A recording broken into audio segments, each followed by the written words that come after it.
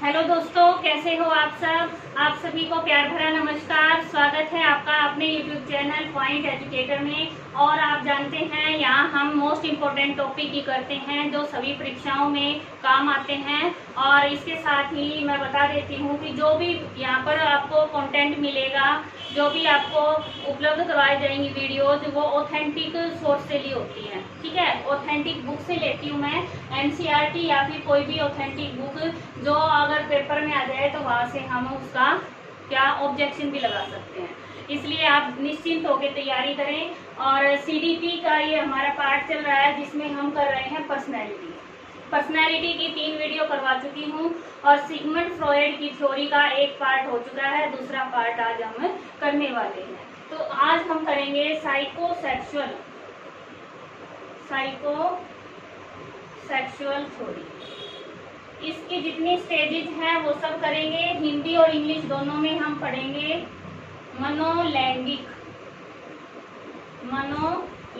सिद्धांत, और इसका दूसरा नाम क्या है? साइको एनालिटिक थ्योरी, मनोविश्लेषणात्मक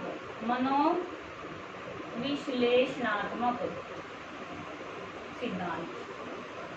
ठीक है, मनोविश्लेषणात्मक क्यों कहते हैं ये मैंने लास्ट वीडियो में डिटेल से बताया है।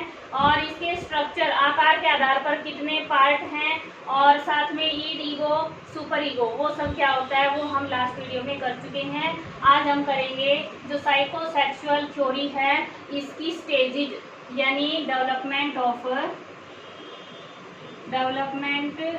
पर्सनैलिटी, कि पर्सनैलिटी है उसका डेवलपमेंट कैसे होता है, ये हम पढ़ेंगे अलग अलग स्टेजेस में।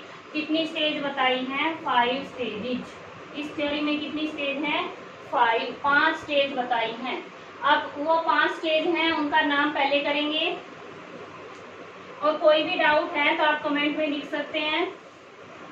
क्या नाम बताया है? Oral stage.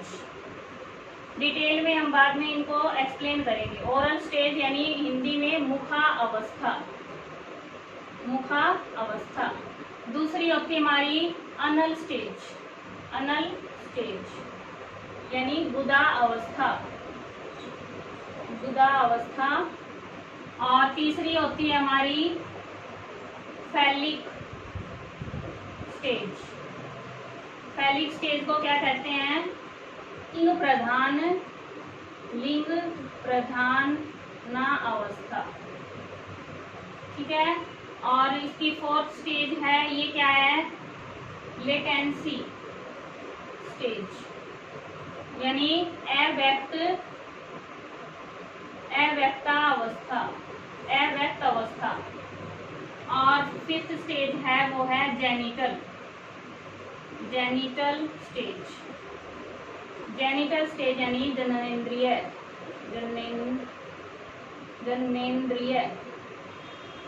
अवस्था।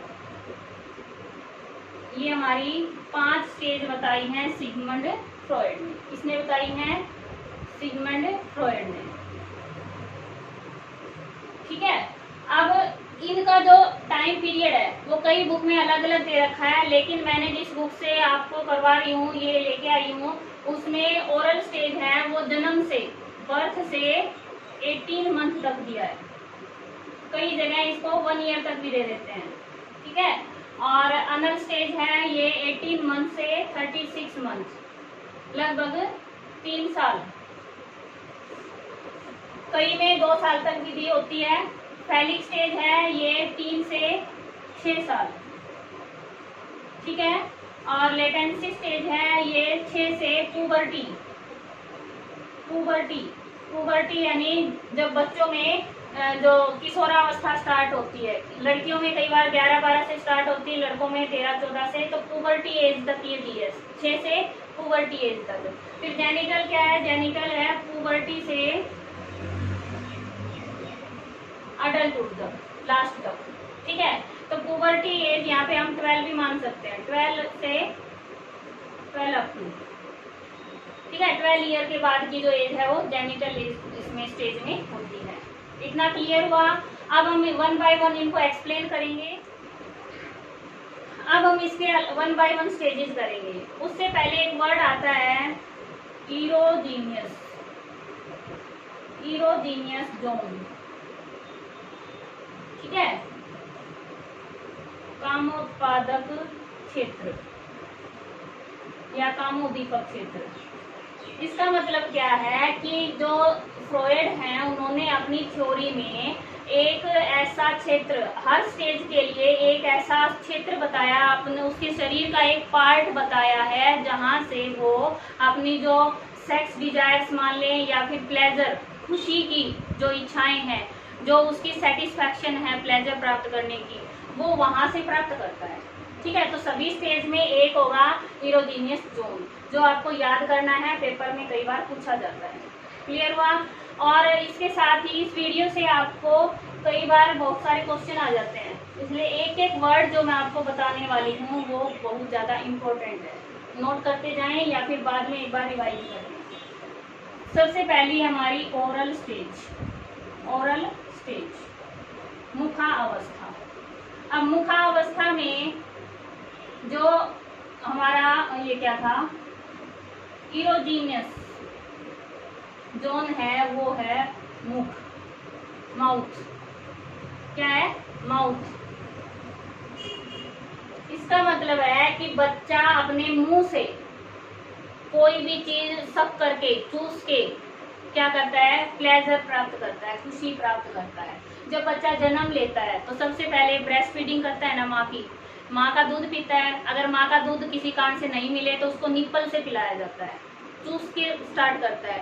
तो ये फ्रॉयड कहते हैं कि इसमें जो हमारा बच्चा है, शिशु है, वो मुख से, मुंह से क्या करता है, ये लैंगिक क्रियाओं का आनंद लेता है। ठीक है। अच्छा, इसके बाद इस स्टेज में एक बात और बताते हैं ये कि अगर किसी भी अवस्था पर बच्चे की सेटिस्फैक्शन नहीं होती, प्लेजर उसको पूरा नहीं मिल पाता, तो वो उस जगह एक फिक्सेशन हो जाता है। क्या हो जाता है? फिक्सेशन। फिक्स यानी अटक जाता है, उसकी जो डेवलपमेंट है वो अटक जाती है, रुक सी जाती है उस पॉइंट पे। ठीक है, तो अगर यहाँ पर मुख से उसको पूरा सेटिस्फैक्शन मिल गया, प्लेजर है उसको सही मिल गया, माँ का दूध सही मिल गया, तो उसका डेवलपमेंट अच्छे से होगा। और अगर नहीं मिला तो उसके अंदर कॉन्फ्लिक्ट हो जाएगा। कॉन्फ्लिक्ट यानी अंतर्द्वंद, अंतर्द्वंद। ये सभी भी मैंने लास्ट वीडियो में बताया। कॉन्फ्लिक्ट क्या होता है, क्या होगा, वीनिंग हो जाएगा। वीनिंग क्या होता है, माँ का दूध ब्रेस्ट से माँ का दूध सही नहीं मिलना, तो उसके अंदर कॉन्फ्लिक्ट हो जाएगा। ठीक है, और इसका जो रिजल्ट होगा भविष्य में, जब वो बड़ा होगा, उसकी पर्सनैलिटी डेवलप होगी, तो उसमें क्या होगा, वो स्मोकिंग, ड्रिंकिंग,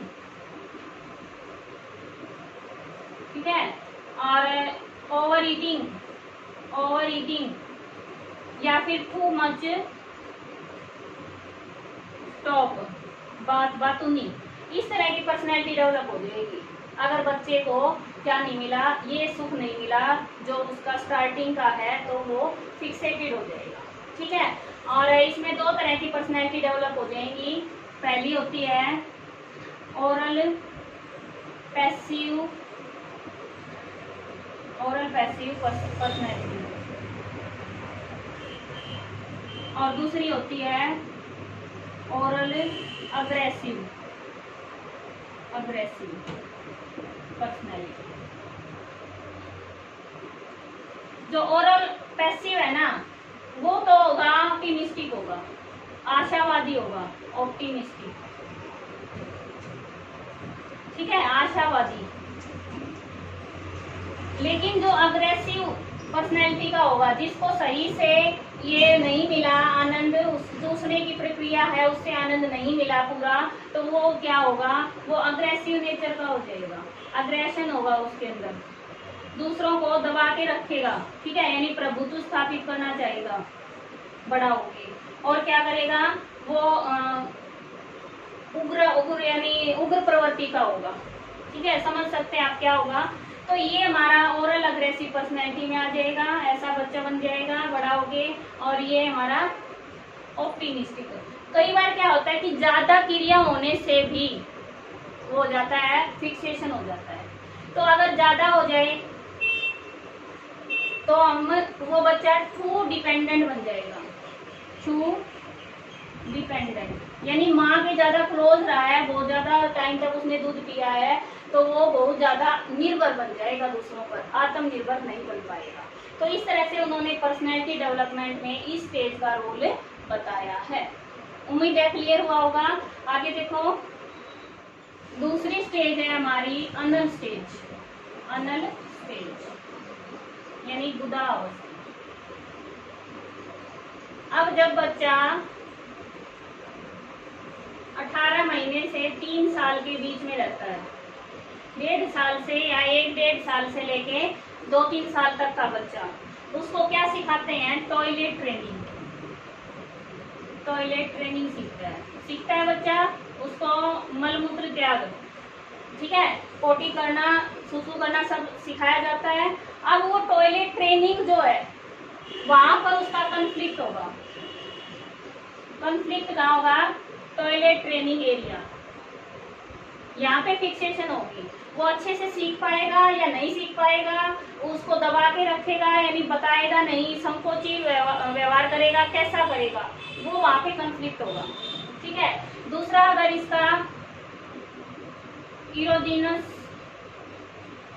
जोन, कौन सा क्षेत्र होगा? अनस होगा। उसको मलमूत्र त्यागने में आनंद की प्राप्ति होगी, ठीक है। कई देर तक तो टॉयलेट में बैठे रहते हैं, ऐसा होता है ना, छोटे बच्चे हैं वो कई देर तक बैठे रहते हैं, खेलते रहते हैं वहां बैठे बैठे, तो वो सब क्या है? उनकी अनल स्टेज है, गुदा अवस्था है। उनको जो अनस है, गुदा है, वहां से उनकी काम जो लैंगिक क्रिया की वो है संतुष्टि प्राप्त होती है, ठीक है। अच्छा, इसके बाद इन्होंने बताया कि इसमें भी जैसे कॉन्फ्लिक्ट है, तो जो टॉयलेट ट्रेनिंग में बच्चा ज्यादा दब्बू किस्म का रहेगा, अच्छे से ओपनली नहीं कर पाएगा, वो हमेशा आगे भी क्या रहेगा? संकोची व्यवहार का रहेगा, संकोची रहेगा। और क्या रहेगा? वो कंजूस। ये जस्ट एक थ्योरी है, इनको रिलेट ज्यादा करने की जरूरत नहीं होती अपने आम उसमें जीवन में, ठीक है। कंजूस होगा, हठी होगा, यानी जिद्दी, अड़ियलपना होगा उसमें, वो उनको ही बचा के रख रहा है मलमूत्र को, तो वो हठी तो होगा ही, कंजूस होगा। तो ये उन्होंने बताई है फ्रॉइड ने कि बच्चा बड़ा होके कैसी पर्सनैलिटी को प्राप्त करेगा। क्लियर हुआ? अच्छा, इसके आगे देखो अभी। अब नेक्स्ट है हमारा फैलिक स्टेज। फैलिक स्टेज मैं आपको सिर्फ उतना ही करवा रही हूँ जो पेपर में पूछा जाता है, ज्यादा नहीं करवा रही। मेन पॉइंट है, फैलिक स्टेज है लिंग प्रधान, लिंग प्रधान अवस्था। अब इसके नाम में ही है, देखो, लिंग प्रधान। तो इसका जो इरोजिनस जोन है वो क्या होगा? जेनिटल, जो लैंगिक वो होते हैं, पार्ट होते हैं, ठीक है, लिंग। तो ये क्या है? हो गया। इसके बाद जो बॉयज हैं, गर्ल हैं, उनको सेक्स डिफरेंसेस पता चल जाता है, लड़का और लड़की का डिफरेंस पता चल जाता है इस एज में। कब से होती है ये? 3 to 6 ईयर, कई जगह 3 to 5 ईयर्स की दे देते हैं। तो लड़का लड़की का उनको अंतर पता चल गया। दूसरी बात इंपॉर्टेंट बताई है कि बॉयज का अट्रैक्शन टूवर्ड्स मदर, माँ के प्रति होता है। बॉयज का अट्रैक्शन माँ के प्रति होता है। इसका नाम उन्होंने ओडिपस कॉम्प्लेक्स दिया है, ओडिपस कॉम्प्लेक्स। अब इसके पीछे भी एक स्टोरी बताते हैं। ओडिपस है ना, वो एक ग्रीक किंग था, राजा था, जिसने अपने पिता को मार के अपनी माँ से शादी की थी। अब ये सच है झूठ है क्या है नहीं पता, लेकिन ओडिपस एक ग्रीक किंग का नाम बताते हैं जिसने अपने पिता को ही मार दिया था और माँ से शादी कर ली थी सिर्फ अट्रैक्शन के कारण, ठीक है। तो इसलिए इसका नाम ओडिपस कॉम्प्लेक्स हुआ है। गर्ल्स का अट्रैक्शन होता है टुवर्ड्स फादर्स, और इसका नाम उन्होंने दिया है इलेक्ट्रा कॉम्प्लेक्स। हिंदी में भी इनको ऐसे ही आता है पेपर में, इलेक्ट्रा ऐसे लिखा आता है, ठीक है। तो इसका आपको ये वर्ड याद करने पड़ेंगे। इसका ओडिपस आता है, ओडीपस। अब बताओ क्या हिंदी बनाऊं इसकी, या फिर ये आ जाता है मातृ मनोग्रंथि, और ये पितृ मनोग्रंथि, ठीक है। कई बार ये नाम भी आ जाते हैं हिंदी में, तो आप एक नाम याद इंग्लिश में कर लो, ओडिपस और इलेक्ट्रा। अब इलेक्ट्रा देखो लड़की का नाम लग रहा है ना। इलेक्ट्रा आ की मात्रा लड़की के नाम में आता है ज्यादातर, तो इलेक्ट्रा लड़कियों से संबंधित हो गया और ओडिपस लड़कों से संबंधित हो गया। इस तरह से आप याद कर सकते हो। इस स्टेज की यही विशेषताएं हैं। अगली स्टेज देखो 4 पे है लेटेंसी यानी अव्यक्ता अवस्था। अव्यक्त यानी यहाँ पर कुछ व्यक्त नहीं है, छुपा हुआ है, हिडन होती है। जो सेक्सुअल इन्होंने प्लेजर बताया है वो उसकी इच्छाएं वो हिडन होती हैं, गुप्त होती हैं। तो यहाँ पर कोई भी ऐसा नहीं होता, ठीक है जोन। और साथ में क्या बताया है कि जो बॉयज हैं वो बॉयज के साथ खेलते हैं और गर्ल्स हैं वो गर्ल्स के साथ खेलती हैं। उनमें आपस में नहीं होता, ठीक है, अपोजिट सेक्स के प्रति नहीं होता, सेम सेक्स के साथ ही वो खेलना पसंद करते हैं। और दूसरी बात है यहाँ पर ये बताते हैं कि बच्चे का सोशल डेवलपमेंट ज्यादा होता है, ठीक है, सोशल डेवलपमेंट होता है, सामाजिक विकास और इंटेलेक्चुअल पढ़ाई में ज्यादा ध्यान देते हैं, इंटेलेक्चुअल डेवलपमेंट होता है। लेकिन यहाँ पर जो सेक्सुअल डेवलपमेंट है उसकी बात नहीं कही गई है। क्लियर हुआ? तो बस इसमें इतना ही है, ये याद रखना है। आगे देखो अगली स्टेज। अब लास्ट स्टेज हमारी जेनिटल स्टेज यानी जननेंद्रिय अवस्था, ठीक है। तो इसमें क्या होता है, ये पुबर्टी के बाद होती है, पुबर्टी ऑन एडोलोसेंस के बाद। एडोलोसेंट जो बच्चे होते हैं किशोर अवस्था में होते हैं, वो क्या करते हैं, वो किसी सेलिब्रिटी यानी किसी एक्टर एक्ट्रेस को देखकर वैसा बनने की कोशिश करते हैं, उनके प्रति अट्रैक्शन होता है, या और किसी चीज को लेकर बहुत ज्यादा अट्रैक्ट हो जाते हैं। और ऑपोजिट सेक्स अट्रैक्शन हो जाता है, ठीक है। क्यों होता है? हार्मोनल चेंज होता है, हार्मोन्स के कारण होता है, बॉडीली चेंज होती है, शारीरिक क्या होता है, परिवर्तन होता है। और इसके साथ जो उनमें बच्चों में सेक्स डिजायर्स हैं, अर्जिज हैं सेक्सुअल, वो स्टार्ट हो जाते हैं। और पहले ये क्या होते हैं, हिट्रोसेक्सुअलिटी यानी विषम लिंगता, सॉरी गलत लिख दिया भाई मैंने, ये पहले होमोसेक्सुअलिटी होती है,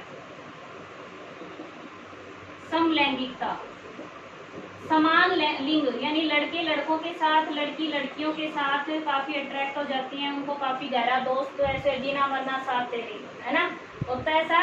उसके बाद ये चेंज किस में हो जाता है, चेंज इनटू हिट्रोसेक्सुअलिटी यानी विषम लिंगता, विषम लैंगिकता बोल दें या लिंगता, विषम लैंगिकता, ठीक है। तो होमोसेक्सुअलिटी है वो हिट्रोसेक्सुअलिटी में चेंज हो जाती है, याद रहेगा। और सेलिब्रिटी के साथ वो अट्रैक्ट होते हैं, वैसा बनना चाहते हैं, अपना कोई आइडल बना लेते हैं, हम ऐसा बनेंगे बड़ा होके, पर्सनैलिटी को देखते हैं कि बड़े होके हमें ऐसा बनना है, ऐसा दिखना है, सभी होता है। और एक लास्ट पॉइंट बता देती हूँ, इन्होंने एक वर्ड दिया है फ्रॉइड ने, आत्ममोह, आत्ममुग्धता, ठीक है, और इंग्लिश में कहते हैं उसको नार्सिसिज्म। ये क्या है? अपने प्रति या लगाव होना, अपने आप से लगाव होना। ये वो कहते हैं कि बच्चे की शैशव अवस्था जब शिशु होता है उसी टाइम से शुरू हो जाता है, लेकिन सबसे ज्यादा कब होता है? वो एडोलेसेंस में, इस स्टेज में होता है, किशोरावस्था में ये सर्वाधिक होता है। क्या होता है? आत्ममोह। अपने आप को निहारते रहते हैं मिरर में, आपने भी निहारा होगा, आप भी निहारते होंगे, है ना, अच्छा दिखना चाहते हैं। तो आत्ममोह कौन सी में सबसे ज्यादा होती है? एडोलेसेंस में होती है। अगर स्टेज में पूछे तो जेनिटल स्टेज में होती है। क्लियर हुआ? और इसके साथ ही अब ये जो फ्रॉइड का जो टॉपिक था ये तो कंप्लीट हो गया है। अब हम पर्सनैलिटी की जो टाइप थ्योरी है, ट्रेड थ्योरी है, जो सिर्फ एब्स्ट्रैक्ट में पूछी जा रही है, वही करेंगे। और मिलते हैं नेक्स्ट वीडियो में। कोई भी डाउट है, कोई भी प्रश्न है दिमाग में, आप कमेंट में लिख सकते हैं, आपके क्वेश्चन का जरूर जवाब मिलेगा। ठीक है, थैंक्स फॉर वॉचिंग। आपका दिन शुभ हो।